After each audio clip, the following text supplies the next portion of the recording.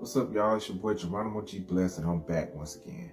I know it's been a while, but a real nation, where I've been on my grind.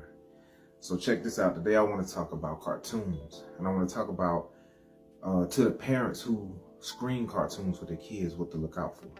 There's been a lot of tricks out there. So the best thing I can tell you is what I've learned over the years.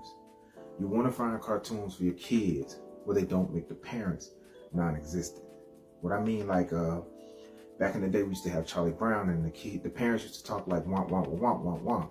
And the kids can only really relate to their friends, and that almost made the parents non-existent. Now, how this affects the children in the long run is the crazy part.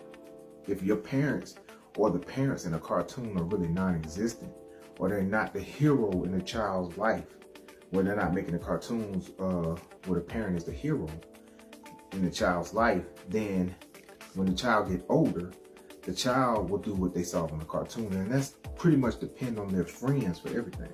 So when you get that wild teenager in your household, that's partially why, because it's a lot of what they watched on TV, and they saw that other kids relied on their friends rather than relying on their parents. Now you see this, there are many different cartoons out that you can go for an example and watch, and they didn't have to do it the way they did it. For instance, I'm talking about The Little Mermaid for a second. You know, she blatantly disrespected and disobeyed her father and went to the land, rather than them making a cartoon where her and the father was on their way to save Atlantis or whatever, and she ended up getting lost through some kind of sea storm that took place. No, she just blatantly disobeyed her father and came out with a happy ending. Watch out for stuff like this, because this teaches the child that they can disobey the parent and still come out with a happy ending. And we know that's not always true.